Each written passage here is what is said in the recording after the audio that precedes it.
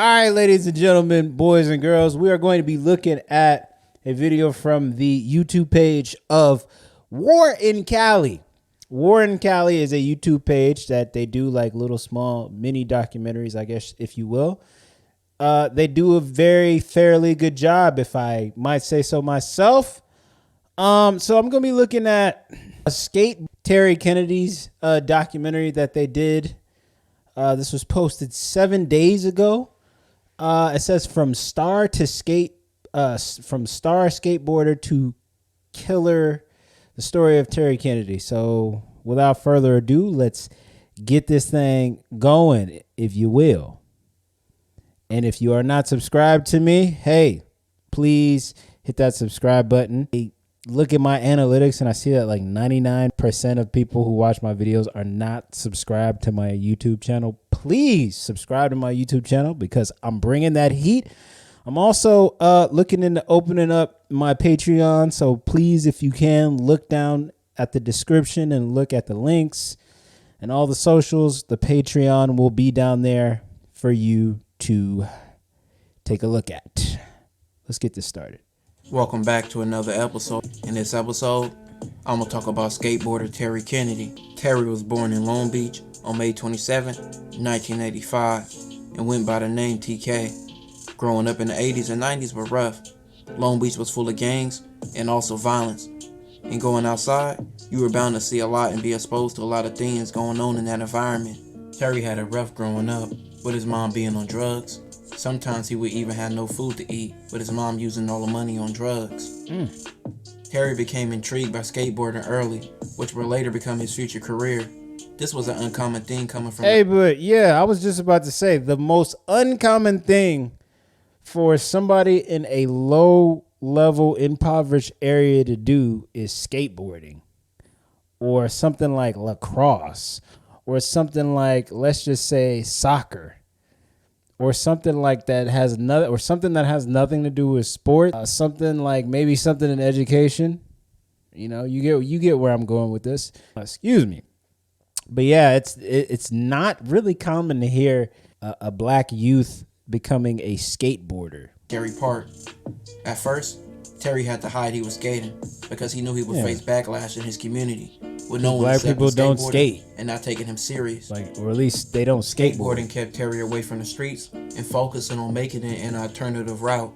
But with him not even being in the streets, Terry was still shot in 2005. Whoa. In June of 2005, Terry went to a party and leaving out, somebody started shooting. Okay, somebody who's not even in the streets. You know, not the circumstances around it, but what does it actually feel like getting shot? Like what, like at that moment, dude. It's like that candle was hot. It's hot? Like it's burning, burns. What, like at the moment it happened? It burns. Like, do you just go into shock? Did you felt it happen? You drug yourself to the hospital. Probably screaming. Yeah, it just is. It just like that. So you feel burned. How was somebody supposed to explain how they got shot? How was somebody supposed to explain that? It's just simple as that. He caught a stray. It burns. He was probably screaming, and that's it. There's nothing. There's like no sign. Like, what is up with dude who's asking them the question? What does it feel like to be shot? Like, bro, come on. Like, nobody. I'm sure whatever happened on that day is so traumatic to him that it's not a thing to like really explain unless it happens to you. You know, nobody can just explain being shot. Impact or something. I felt the impact too, but it mainly just burns more than anything. So you're just driving. How long's it? I mean, God, how long does that last? I mean, you kept the bullet in there for a long time. Yeah, how long's the burning? Probably like the first like week. After that, they did like all the surgery and all that type of stuff. So after that, I was like, just pretty much my face was numb and my arm was numb. Was the arm even like? So, I mean, considering you got shot in the face, was the arm like secondary? Yeah. Or were you just like, oh, this is nothing compared to that? Like, I don't know. I'm like curious. Like, I'm fascinated by what it must feel like to get shot. So what are you thinking when you're driving to the hospital then? I mean, do you even remember that ride? Yeah, I feel like you'd be like, I just thought I was dead. I'm like, that's so gnarly. You driving yourself to the hospital. Yeah, I'm like, I'm dying. I'm like, it's over. that was it. I'm like, dude, that's it. Like, I'm dead. Like, any minute. Like, that's it. Like, I ain't gonna be able to make it to the hospital. But I end up making it, and then from there, like, the doctors, they did all the surgery. After several years of skating, Terry would start to build connections. This helped his skating progress to another level and even put him on the radar of the industry. He started to build a business relationship with Andrew Reynolds, the founder of Baker Skateboard. After a few years of skating, Terry would become a pro. Terry wouldn't be known for being the best skater out, but he would be known for his likable personality, which he's shown on skateboarding DVDs like Baker 2G and Baker 3, which helped him blow. You know what's even more crazy? I only knew of 2 black skateboarders. It was him, and it was all because of Tony Hawk's video game. That's the only reason why I knew about him and this other skateboarder named Kareem Campbell. I don't know if he still skateboards or not, but I knew that those were the only 2 black skateboarders I had ever seen because of Tony Hawk's video game. This is very interesting. Up to the world, being one of the first black skaters on a larger scale. This helped him grow an audience fast and a very fast following. Terry took his moment and ran with it. Yeah. He started rapping. Fly Society, man. Other rappers. Yeah. Making appearances in several shows and movies, like 3 movie appearances were in 2009. I remember Fly Society, man, with him, Currency, and a bunch of other cats. He made like some rap group or something like that called Fly Society. I wish I could find that song. I'd play it. I'll probably react to it too.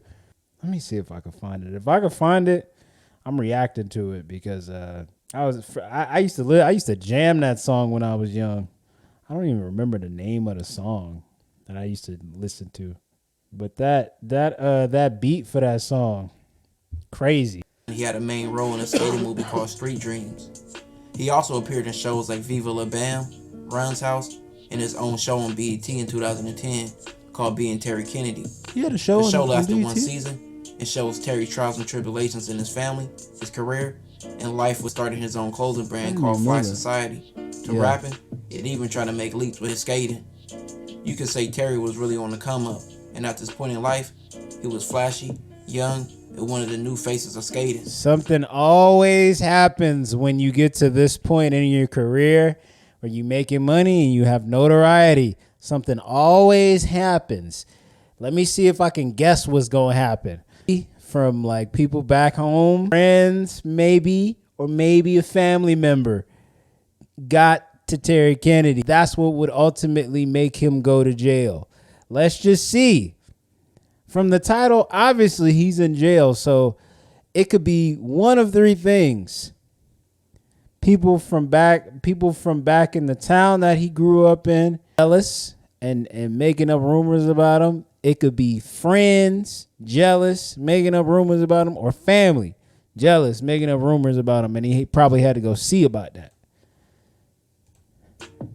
Terry was living multiple lives. In his rapper life, he was rap beefing with multiple rappers. Oh, okay. From G-Check and Bow Wow about gang affiliations. You know what? And Bow Wow speaking on him over Angela Simmons. I just remembered something. Hold on. I just remembered something. I think wasn't he beefing with Pharrell? Wasn't Terry Kennedy beefing with Pharrell? Because I do remember watching like way back in the day when they had the beef DVDs. I did see Terry, like the very last beef DVD that they did, I did see Terry Kennedy beefing with somebody on there. And I believe it was Pharrell over like something that had to do with skateboarding, or Pharrell calling himself Skateboard P or something like that. I can't really remember, but I think that's it. I'm not sure though. Who was his ex that Terry started dating, to beefing with Lupe Fiasco. For there what we he go. said was Lupe being a fake skater. There we go. Even beefing with rapper Currency over a dispute over the Fly Society clothing brand. Terry had so many things going on. Beefing with so many rappers, bro. He lost touch what made him a star, his skateboarding. He was going in different avenues in life, and some going backwards. I'm Terry Kennedy. I'm Terry Kennedy, homie. That's who I am. What is you doing, man? But we really have to go there right now. Terry's career started to slow down with him stop competing in competitions and never dropping footage of him working on his craft. He would even stop working with Andrew Reynolds and the Baker skating crew. Over the years, Terry would start a family and wouldn't be heard from so much. But even with the good, he seemed not to be the same. Terry's life would take a major spin. Terry had many rants on social media going off on several people, from other skateboarders and also gang members. Oh no. You can find videos of him dissing a rolling 20s, oh, Insanes, and a rolling 60 Crips. This wasn't a good look for him. It seemed to many people like he had mental health issues or was on drugs. He would even separate from his family. Wow. While Terry was in Chicago, Terry would meet another skater named Josiah in 2021 while he was on a trip with his new girlfriend. Terry and Josiah would become friends. Before he was set to leave Chicago, Terry got into an argument with his girlfriend, which led to Josiah trying to break the situation up. But Terry attacked Josiah, knocking him out. No. From California is facing first-degree murder charges in the death of a suburban Chicago man. 36-year-old Terry Kennedy is being held without bond. Kennedy remains behind bars at this hour after authorities say. So from what I'm gathering, he had a mental instability. He had succumbed to something mentally, and then ultimately did something that I'm sure he didn't mean to do, and ended up unaliving somebody. Damn. It's so sad. He beat another man. That beating eventually led to that man's death. That other man, also a skateboarder. Professional skateboarder Terry Kennedy is pictured here in a booking mugshot in DuPage County. He is facing a number of charges involving the murder of 23-year-old Josiah Casahan. In a court document, it is alleged that he punched and kicked Casahan at this Comfort Suites Hotel on Roosevelt Road in Oak Brook Terrace last Tuesday. Chicago's Rush Medical Center. He later died on Saturday. The medical examiner says he died of blunt force trauma. Online reports indicate the two men were friends. The 36-year-old Kennedy was originally charged last week with aggravated battery plus criminal trespass to a woman's apartment in Wheaton. That woman is reportedly, according to authorities, his ex-girlfriend. She accuses him of stealing her debit card and jacket and SUV. He is also accused of threatening a police officer. Kennedy, who is from California, has appeared on MTV and in music videos with big names like Snoop Dogg. Terry would be charged with murder, but with aggravated assault, and received 5 years for taking Josiah's life. This was Terry Kennedy's story. This will conclude this episode. Damn, man. Very sad what happened with Terry Kennedy.